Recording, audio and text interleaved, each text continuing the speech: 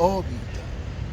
Peace and blessings to my people, and all praises unto the Most High. As a man should know thyself, and show I am my brother's keeper. I am him, and he is I. We are the same people. Now, bro, this is my brother here from California. I made a video with him on Friday, and I love the brother's spirit. Brother has a very good spirit. But today I want to talk with this brother on a different level. Now, brother, see, you got a book. This is your book, right? Yes, sir. And what is it? Pressure? Pressure. Pressure from? From FBI fugitive to freedom. Okay. And that's something that you experience. Yes. You went through. Yes. Okay. So people, and during that time, my brother. Let me explain a little bit what you about. Yeah. Explain to me about this book. What make you wrote this book? What inspired you to put your life and the truth of your life into this book? I'll be real brief. Yeah. So when I was a young man, I was indicted on federal drug charges. I'm selling drugs from California to Pittsburgh, Pennsylvania, and Louisville, Kentucky. The feds indicted me. They wanted to give me life in federal prison. So I left the country and I lived in exile for 7 years. I was on the FBI's wanted list for 7 years out of the country. So when I came back to the United States, the country that I was in, they forced me out. They forced me back. What country was that? I moved to Canada. Oh, Canada. What part in Canada? Vancouver, Calgary, Edmonton, Winnipeg. Wow. I lived in a lot of different cities all throughout Canada. As a young man, I would bounce around. Oh. So when the feds started to pursue me in Canada, I came back and they arrested me and I pled guilty to 15 years in federal prison. Why did you plead guilty? I was facing a life sentence. I know I couldn't win. I was facing a life sentence. I couldn't win. They had evidence. So I just pled my first day in court. I pled guilty to 15 years. Wow. Wow. So and you spent 15 years. So at that time you was what age? When I went to prison, I was 29 years old. 29. I didn't get out until I was in my 40s. Whoa. Yeah. How long have you been out there? I've been out several years now. Several years. I've been out several So years. I know you wanted to say something, but I gotta say this real quick. Yes, sir. So through that young time, that into your young youth, you're going through, I mean, it's the life that you chose that causes that? It's the life, it's the choices and decisions I made. Nobody forced me to do what I did. You know, the Creator, He gives us free will. Sure indeed. So Sure indeed. I made the choices that I made to put me where I went. I don't blame it on anybody. I don't blame it on the system, although we know systemically and historically it's very, very challenging and difficult for a black man. However, I still made my own choices. I don't blame it on nobody. I took complete responsibility for my choices, my decisions, what I've done. I didn't bring anybody with me. I took it on the chin. So my brother, you did these choices, made these choices on Yes, your sir. own. Yes, sir. And you made these choices. Now you're a grown man right now. And 50 years old. 50 years old. And that's half of a century, people. And in that half of a century, my brother, if you had to change anything in your life, what would you change? If you had to, you wouldn't change nothing. And if you had to send, what would you have to send for the young brothers out here that maybe trying to experience what you experienced, maybe trying to make the decision that you made? I mean, if I ask you, if you had a choice to do this again, would you do it all over again, or would I wouldn't change it. Obviously, you know, it's a hypothetical situation, Right. but the choices, decisions I made, Right. made me the man that I am that today. you are? And I am satisfied to a with- certain extent, because Yes. we never get completely satisfied, because we're always vibrating, right? Right. There's always evolution, there's always transition, there's always Yes. growth. Yes, so I'm indeed. not completely satisfied. However, Yes, indeed. I'm not where I want to be, but I'm not where I used to be. To be. So in other words, there's an old saying it's not how hard, it's not how far we are coming from, but it's where we're supposed to be headed. So in other words, your enlightenment right now has come to a awakening stage to your inner spirit, Absolutely. that you are the perfect pilot of your life.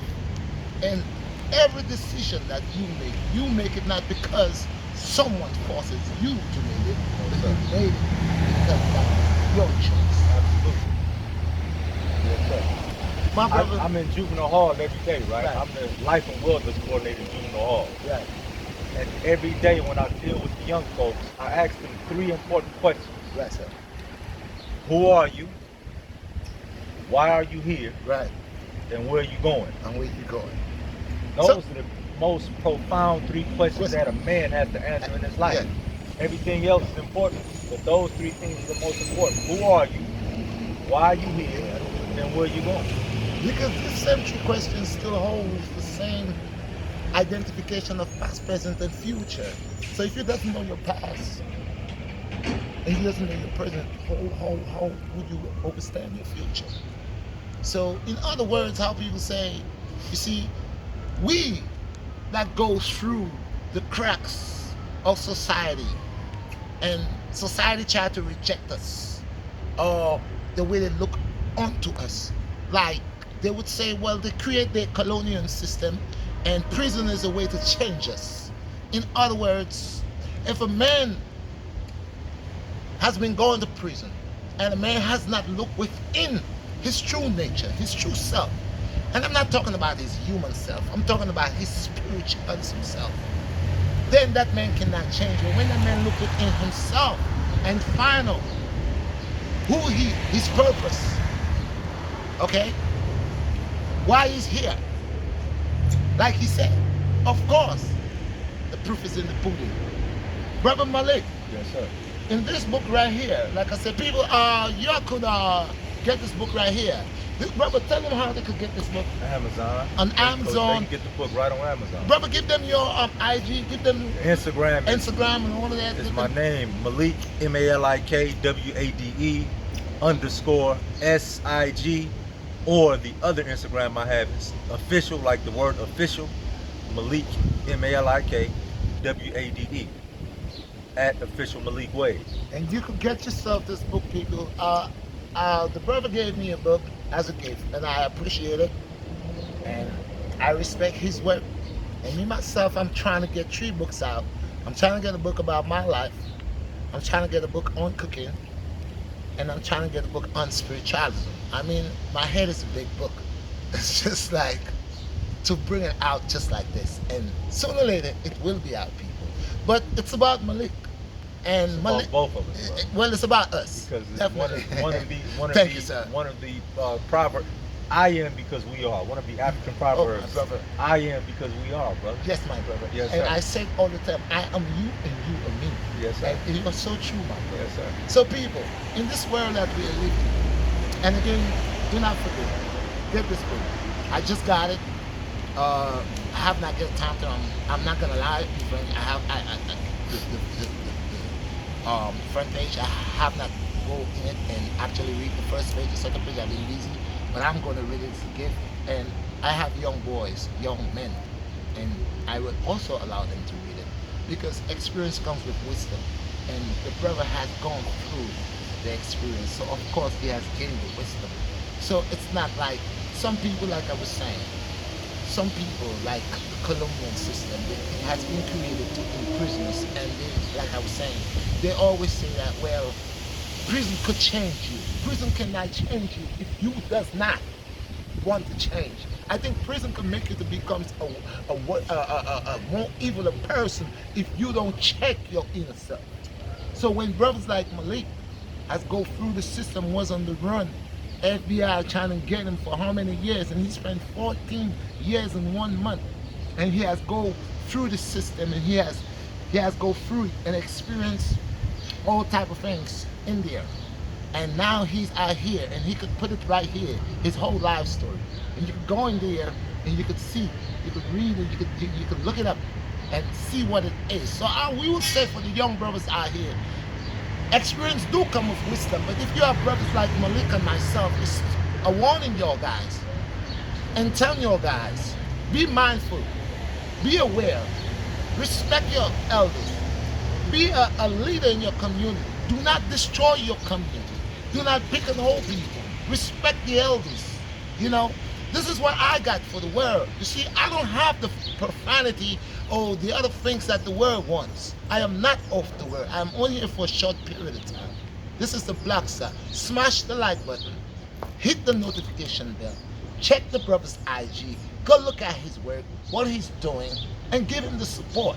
Give us the support so we could support one another, because one another is each other and each other is all of us.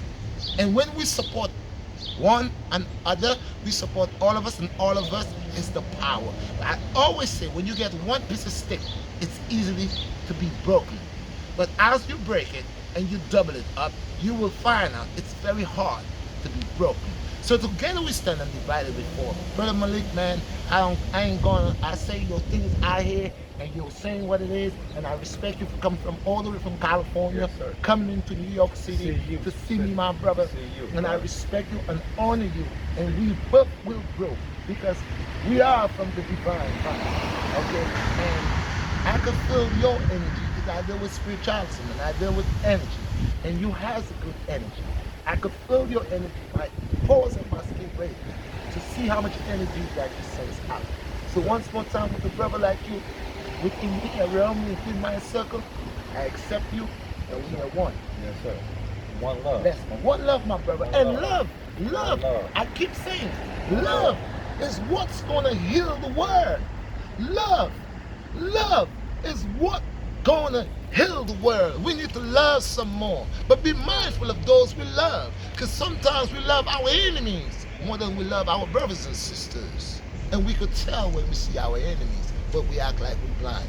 So I would say to your guys, like I would say to myself, let's remove the wax of our eyes, take it out, and then you could tell your brother he has wax in his eyes.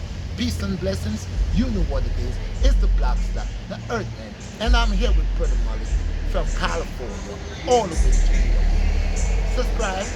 Thank you very much. And we ain't done. We're gonna do some workout part 2. Yes, sir. Thank Part you, sir. 2. Yes, sir. Part 2. Thank you. Listen, eat it up. It's out.